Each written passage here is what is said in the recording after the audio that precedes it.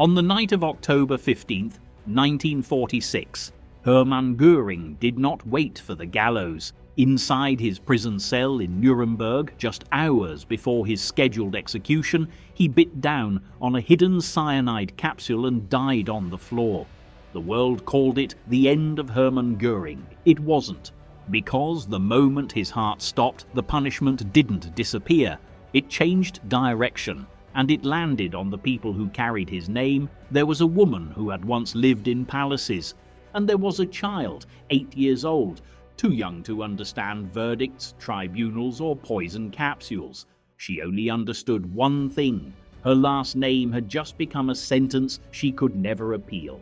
In the final weeks of the war, Emmy Göring watched her world collapse in real time. As Soviet forces advanced through Germany, Hermann Göring ordered his vast estate at Carinhall destroyed. Explosives reduced the buildings to rubble. Priceless art vanished into smoke and ash. By the time Carinhall disappeared, Emmy and her daughter Edda were already being pushed south, moved again and again through a collapsing Reich that could no longer protect its own elite. From Berlin to Berchtesgaden, from guarded residences to improvised Alpine shelters. On May 6, 1945, American troops intercepted Hermann Göring near Rastatt in Austria. He surrendered without resistance. Within days, Allied authorities located Emmy and Edda in the same region. They were not arrested, they were collected, labelled dependents of a high-ranking official.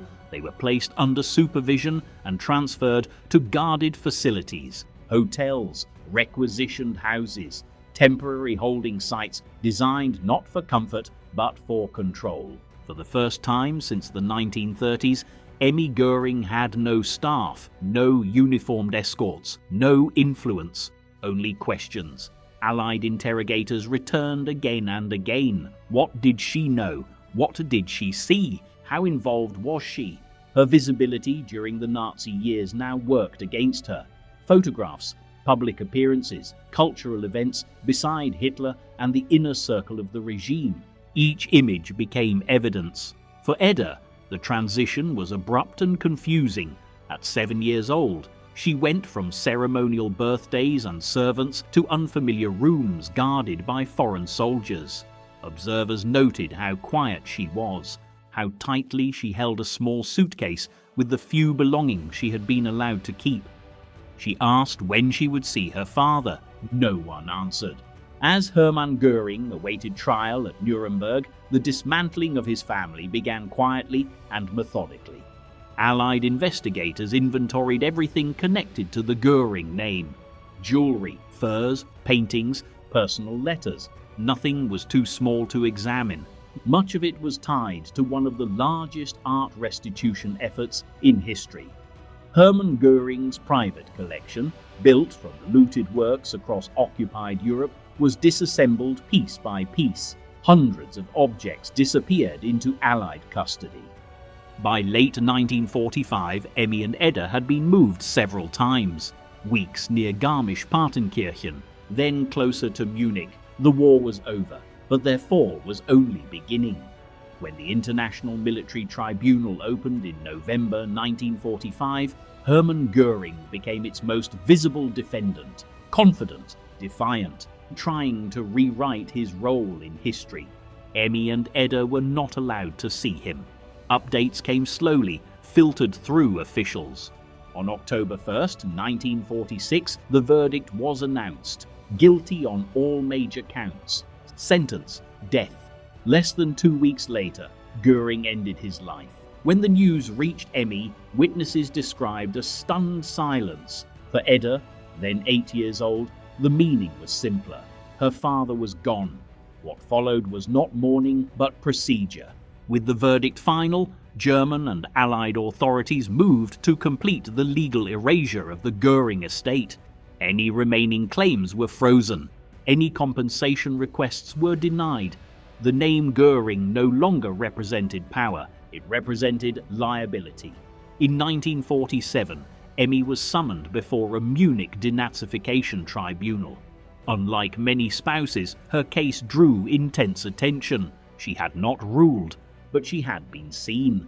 Prosecutors presented photographs, testimony, and records of her public role. They argued that her presence helped normalize the regime and its leadership. Emmy defended herself as a private individual, a wife, a mother. The tribunal was unmoved. In March 1948, she was classified as a major offender. The consequences were permanent: loss of remaining property rights, a ban from public employment, no pension, no cultural participation. Her name now closed doors instead of opening them.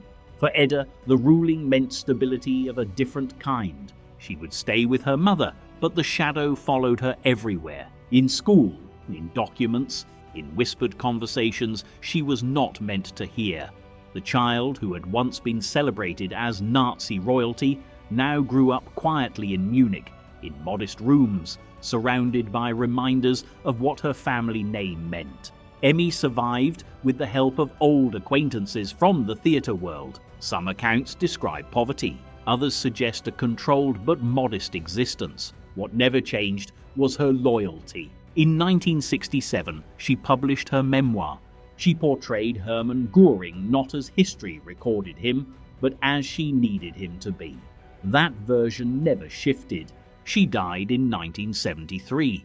Edda remained. Born in June 1938, her birth had once been a national celebration. Hitler served as her godfather. She received gifts fit for royalty.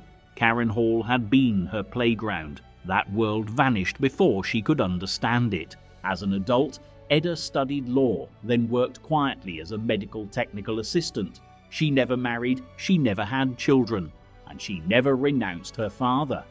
In interviews decades later, she dismissed the historical record with a single phrase: "I remember a loving father."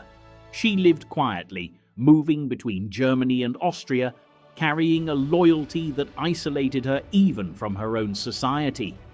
When she died in December 2018, her obituary noted the same thing again and again. She never let go, but not everyone in the Göring family chose loyalty. A younger relative, Bettina Göring, took a radically different path. Born after the war, raised with full knowledge of the legacy, she rejected it entirely. She moved to the United States, and then she made a decision that shocked even those familiar with the family's history. She chose sterilization. Her reasoning was simple and final: to end the Göring bloodline, to make sure the name could not continue. Two descendants, two responses. One defended the past until the end, the other tried to erase it completely. This was the true aftermath of Hermann Göring's death. Not execution, not prison, but a slow generational collapse. The fall of a name that once ruled through fear, reduced to silence, shame, and impossible choices. Göring escaped the gallows. His family did not escape history.